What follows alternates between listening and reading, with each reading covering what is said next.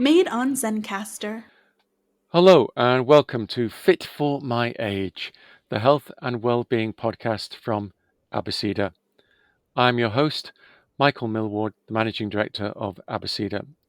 Today, I'm going to be learning about how to be built to last from the author of that book of the same name, David Amerland.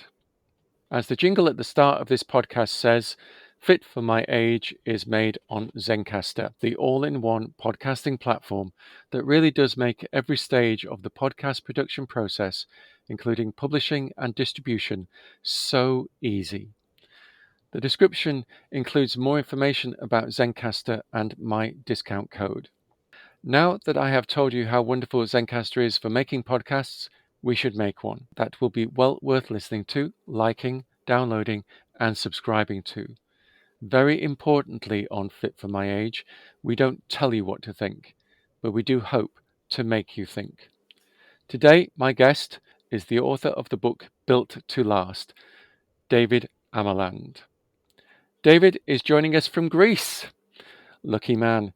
If I was on my way to Greece, I would have made my travel arrangements with the Ultimate Travel Club, because the Ultimate Travel Club gives me access to trade prices on flights, hotels, trains, holidays, and all sorts of other travel-related purchases. You'll find a link to a Fit for My Age discounted membership page in the description. Now that I've paid the rent, it is time to make this episode of Fit for My Age. Hello, David. Michael, hi, how are you? I'm so thrilled to be here. I'm thrilled that you're here, but you're in Greece. You're working, holidaying, living in Greece? Well, it's a mix of those things because I write. I can write anywhere, but I'm kind of holidaying. I'm taking a break. And writing a book is a process which is quite exhausting mentally and a little bit physically as well. So I'm sort of recovering from that. Sounds nice. I hope you're enjoying a good time as well. I am. Brilliant. You're a writer. How many books have you written? Well, this is number 19, would you believe? Well, when did you start writing? I've been writing for a long time. I think the first one came out in 2001. So it's almost a book every year then? Almost, yeah, absolutely, yeah. Although books take about 2-3, especially these the last 3 or 4 books have taken like 2.5-3 years to actually write, from Right. research to writing.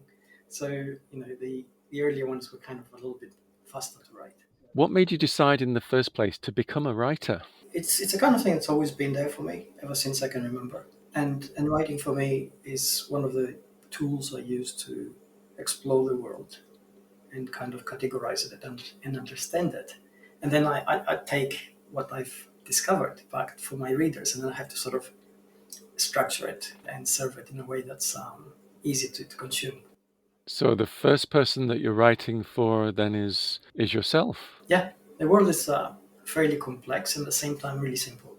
So looking at the complexity, you have to go digging to find the simplicity. And then when you find the simplicity, it's never easy to articulate. So then you have to find ways to actually bring it to the surface.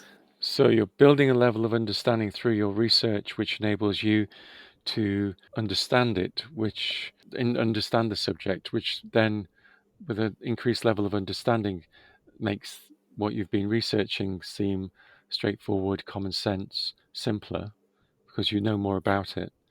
And then the skill almost is to take what you've learnt and communicate it to other people who haven't had the opportunity to do all of the research but need to know about the outcomes. Exactly. That's exactly right. You got it in one. I'm a simple man, so I need somebody to explain things to me. Well, we all are when it comes to reading. I mean, the last thing you want is to read something so complex that you kind of don't understand it. It makes you feel stupid. And that's really bad. Yeah, because you've invested time and energy and effort, and more than that, you actually invested brain power. And if you read a book that's actually accessible, and it doesn't matter what it is, fiction or non-fiction, we have studies that show that your brain actually gets rewired. So 6 months down the line, you can't remember a single word of that book.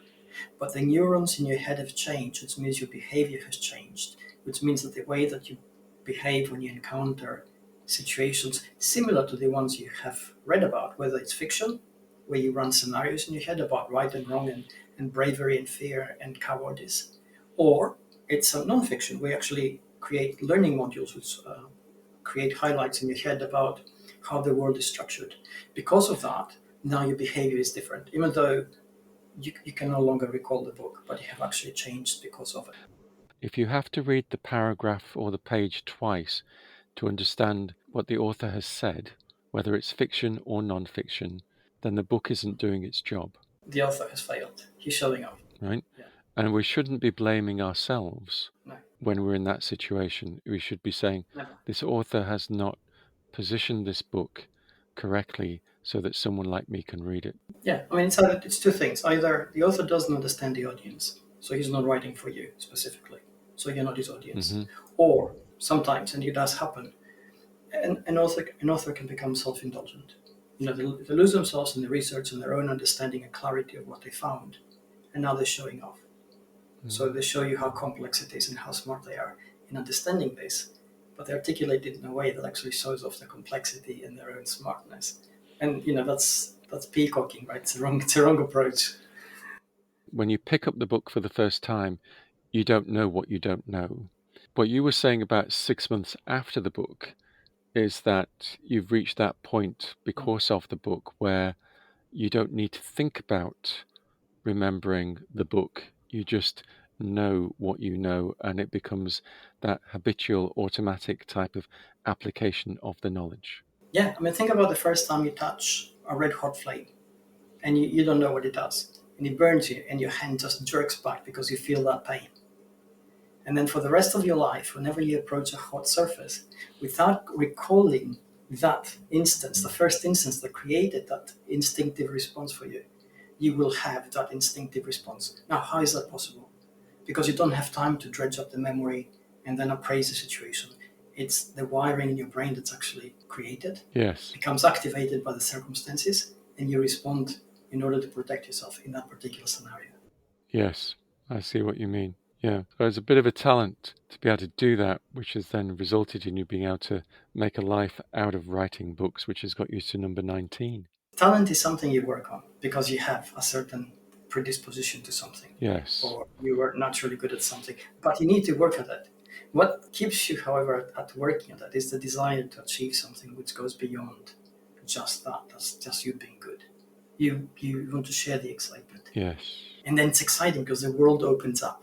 Okay, it's that excitement that you discover through writing. It's an aspect of the world which allows us to create structured understanding and knowledge out of what appears to be unstructured chaos. Brilliant. And like I say, you're at book 19, so book 19 is called Built to Last. What's being built in book 19 to last?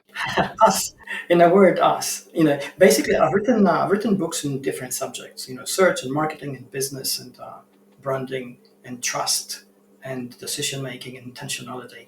And you know, we're talking themes now because some books sort of explore things in the same sector in different ways. All these subjects which appear so different on the surface, there's a uniting thread, and the thread is us. It's the way we behave, which fascinates me. We behave in different ways in different contexts. We do things which we shouldn't be doing and we find ways to justify them. We don't do things which we should be doing, and again, sometimes we find ways to justify them. So I go digging, asking why do we behave like that?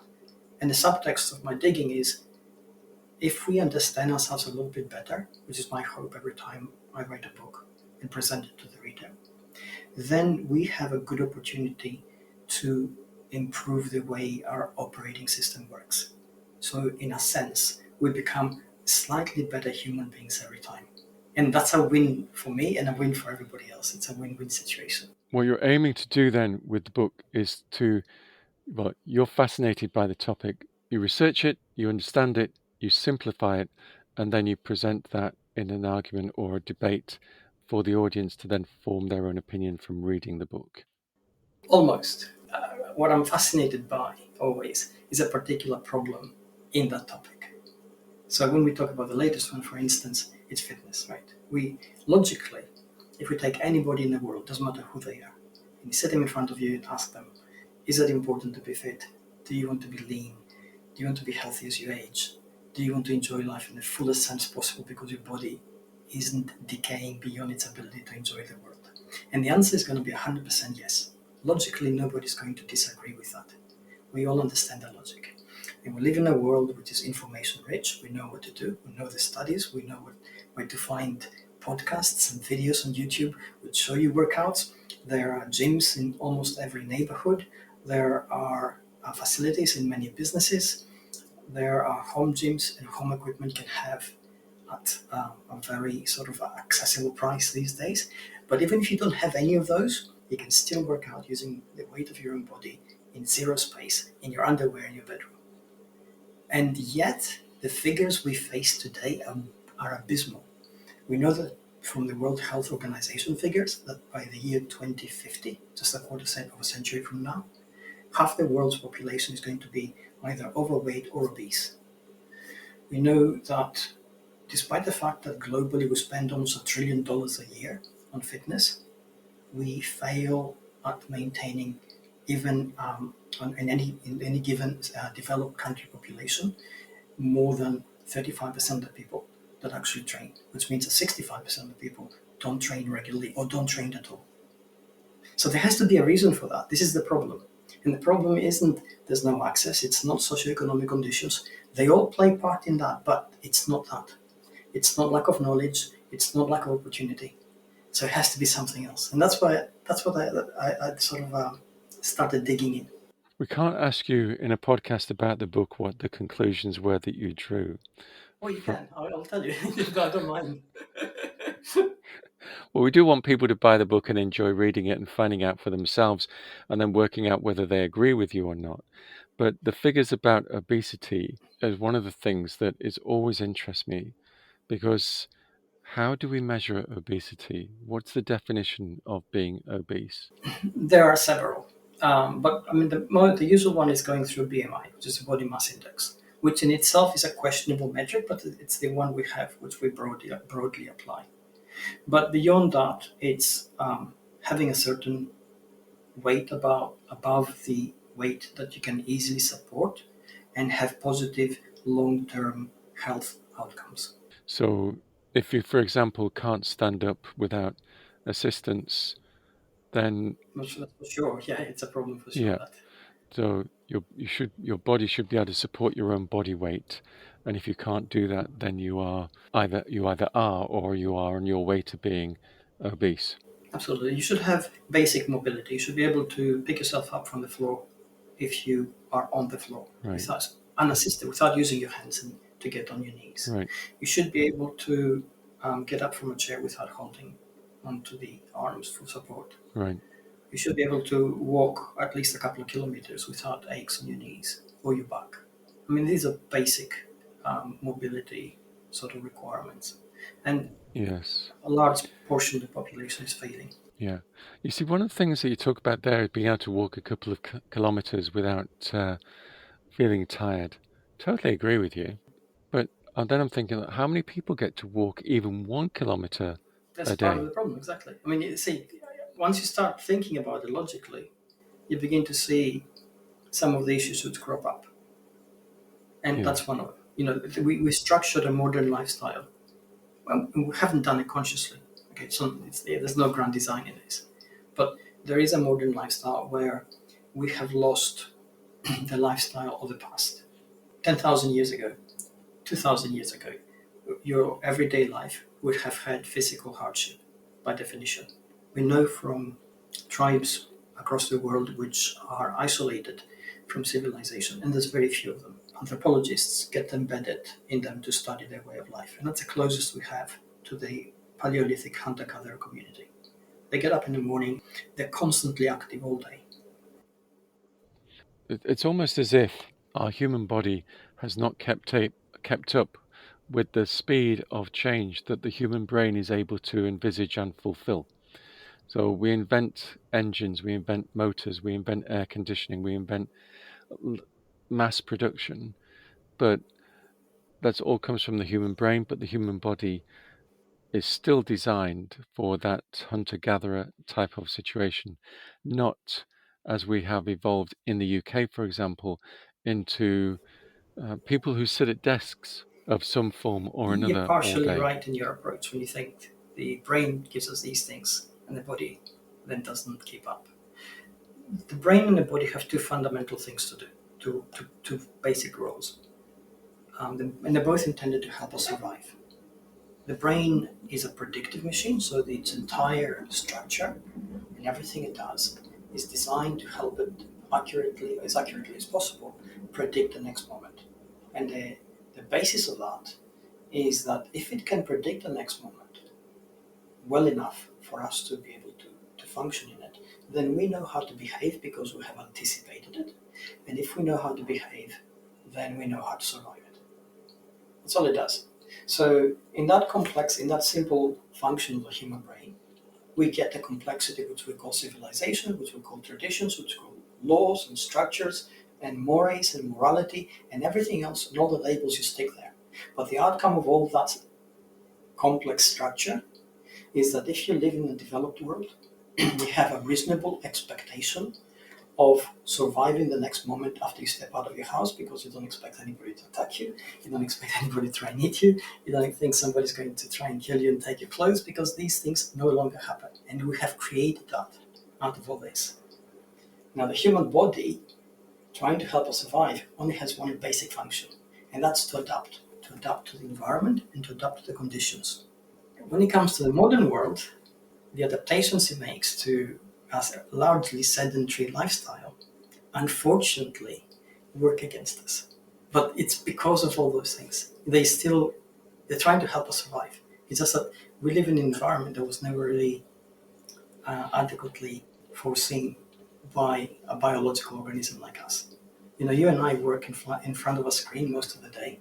You have a refrigerator like I do, which is about 15-20 paces away. It contains about 10,000 calories at least. And that's an environment that was never really envisaged, because it's artificial. It's entirely artificial. We created it through the successful application of all those structures to allow us to survive. And the price of that survival now is that we're endangering our own life, because we are no longer physically healthy if we don't exercise, if we don't do something active. And then we're not mentally healthy, because the brain and body are really integrated into one. What we're saying, I suppose, is that the way in which we live in the 21st century in the Western world is almost designed not to make us last. Well, yes, that's a natural outcome if we do nothing. Again, going back to those, and I need to sort of preface this a little bit to explain why this happens. If we look at those tribes people I talked about before, who have really active lifestyles, what they do when they don't have to do anything is nothing. They just hang about. They don't go and practice, lifting big rocks to get stronger. They don't swing about their machetes to get better. They do zero. And the reason they do zero is because the physical activities in their lifestyle are considered stressors. Their brain, trying to help them survive, tells the body to conserve energy. And the basis of any kind of survival in any kind of environment is that you actually use up less energy every day than you're able to take in. And that's how you survive. If you switch that, then you're going to die, because you're not going to get enough energy to function.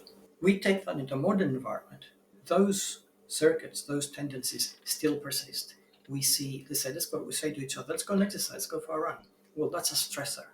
The body knows that, and the brain feels it. So there's a voice at the back of our head that tells us, it's cold outside. It's not the cold that's bothering us, it's the activity. You say, oh, I'm tired, I've got emails to do. These are logical things. I've been exercising all my life. I still have to deal with that voice in my head every time I want to exercise. Mm-hmm. So it's there for everybody. And it's there for everybody because that's also a survival mechanism. Again, 10,000 years ago, those people who came out of the caves, and one of them said, hey, let's go over those mountains and see what's on the other side. And the other one said, are you crazy? We have no support mechanism, no food, no way of getting food. The tribes people are here. We don't know what we're going to encounter. But the other person still went ahead and did it. And he never made it back, right? So he didn't procreate. So we ended up, all of us, with a negative voice in our head that's trying to help us survive by avoiding stressors, by avoiding the expansion of energy. Unfortunately, in the modern world, this is exactly what we need. And this is where our smartness comes in, because we are smart creatures. And of all the creatures in the animal kingdom, we're the only ones who are actually able to rewire our brain. We can consciously switch the value proposition of what we do so that we can overcome the adverse sort of evaluation of a stressor in my head and actually do it. So what you're saying, I suppose, then is that part of our hardwired survival mechanism in the human brain says no matter how much food that you eat, never Absolutely. exhaust yourself, Yeah. never expend more energy than you have consumed, because obviously you wouldn't survive. And that is part of our Hmm. makeup, going back to whenever. So we are almost hardwired to be a little bit lazy as well, not to go to the next level that we might be able to possible to go to, because the brain is thinking, keep some energy in reserve because you don't know where your next meal is coming from. Yeah, it's thinking that all the time. Yeah. And there was a study carried out back in 2020 where they asked different groups of volunteers. They gave them a rucksack, and the rucksack was about 7 pounds in weight. They had some weights in it. And they asked them to estimate the distance to a particular point in the horizon and the amount of time that they would require to get there. And they asked them that in the morning, and then 3 weeks later, they repeated the experiment, doing it in the evening at the end of their day. Same people gave different answers. And the reason they gave different answers is that at the end of their day, they had less energy, which the brain factors it in. And then it tells them, oh, now the distance is almost twice as far. And the time required is going to be 1.5 times as long. So now the effort perceptually is longer and they're disinclined to do it.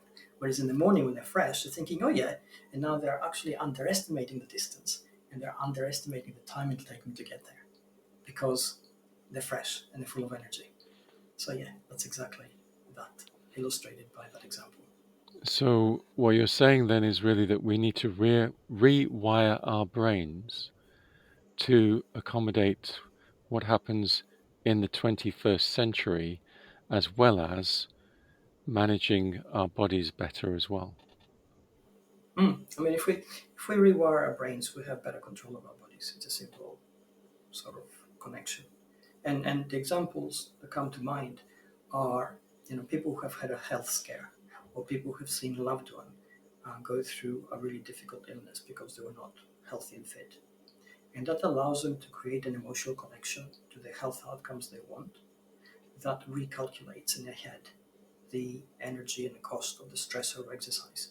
So that is now deprecated, and they're more willing to do it because the outcome of what they want has now risen in value because of that emotionality. We are, for all our logic and for all the power of our logical thinking, we are emotional machines that think as opposed to thinking machines that feel. Now, you see, you know what we were saying earlier on about how if you have to read the page twice, you shouldn't blame Mm. yourself, but Yes. so tell me that bit again, the last bit again, just so I'm sort of thinking, yeah, Well, we are everything we do, everything, the thoughts we have, the actions we take, the decisions we make, they're primarily driven by emotion, not logic. And then we apply logic to explain it. We're emotional machines that actually think, as opposed to thinking machines, logical machines that happen to feel. So we always start with emotion and then we apply logic. And that's the shortcut to rewiring the brain when it comes to exercise or any kind of stressor.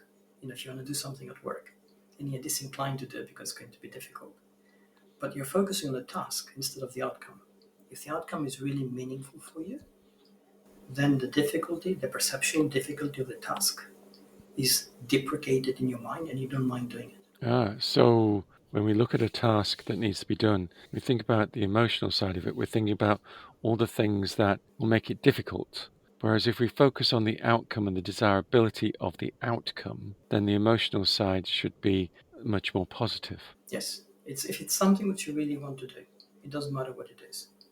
And I'm gonna try and stop you. I'm gonna say, it's gonna be hard, it's gonna be difficult, and every obstacle I place in your path is simply going to see as something to get over or around of. You're not gonna see it as something that will stop you Right. because you really want it for you. It has real value as opposed to something being abstract. And if it was abstract, then all the obstacles are placed in your path will stop you because you'll think, oh, you're right, it's too hard. The solution is to try and look at issues more logically rather than emotionally first. And when we're looking at the logic, look at the outcome rather than the process. Well, what it is, ultimately, it comes down to you understanding who you are and why you do things. And that's more emotional as opposed to logical.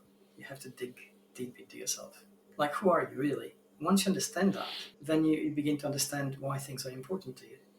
And the moment you understand why things are important to you, then you begin to prioritize because things have meaning, which means they have value, as opposed to being just things which you have to do. And the moment you prioritize things which you need to do because have meaning and value for you, well, there's your motivation. There's suddenly all those things fall in line. Things become clear based on that understanding of the who and the why. So before you start your fitness campaign, whether that's going to the gym, going for a run, going swimming, whatever it is that you are going to be doing, you have to get your mindset right in order to make sure that that fitness routine program is going to be a success. Yes, that's absolutely right. If you're looking for something which will help you, truly help you, you need to understand what it is. And it doesn't matter if your initial understanding is superficial. It really doesn't matter. It's that understanding which will drive you, and you will change through the process. So you're building the mindset, and you also got to recognize that your mindset will change as a result of the process itself. There's a saying which I find fascinating, and I had to think about it for some time, and it's absolutely true. And it was said by Herodotus about 2,500 years ago. And he said, and he was a Greek philosopher stroke historian. And he said, no man crosses the same river twice because they're not the same man and it's not the same river. There's a fluidity in both. The river will change because it's a stream. It changes temperature, pressure, depth.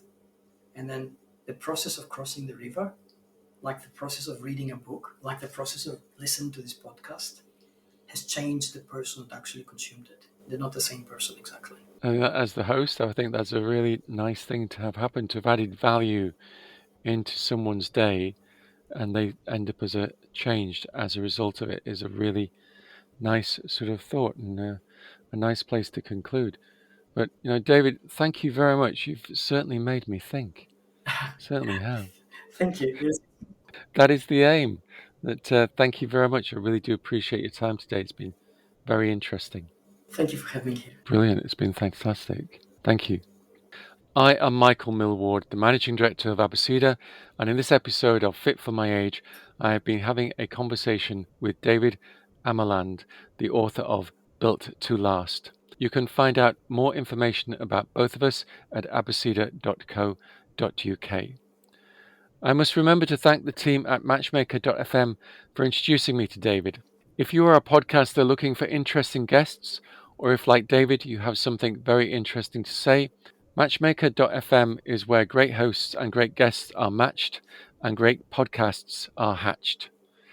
There is a link to Matchmaker.fm and an offer code in the description. At Fit for My Age, our aim is proactive, positive aging. Knowing the risks early is an important part of maintaining good health. That is why we recommend the annual health test from York Test. York Test provides an assessment of 39 different health markers, including cholesterol, diabetes, various vitamins, and the functions of various different organs, and a full blood count. The annual health test is conducted by an experienced phlebotomist who will complete a full blood draw at your home or workplace. Hospital standard tests are carried out in a UKAS accredited and CQC compliant laboratory. You can access easy to understand results and guidance to help you make effective lifestyle changes anytime via your secure personal Wellness Hub account. There is a link and a discount code in the description, which all in all means that the description is well worth reading. I'm sure that you will have enjoyed listening to this episode of Fit for My Age as much as David and I have enjoyed making it, so please give it a like and download it. To make sure you don't miss out on future episodes of Fit for My Age, please subscribe. Remember, the aim of all the podcasts produced by Abacida is not to tell you what to think, but we do hope to have made you think. Until the next episode of Fit for My Age, thank you for listening, and goodbye.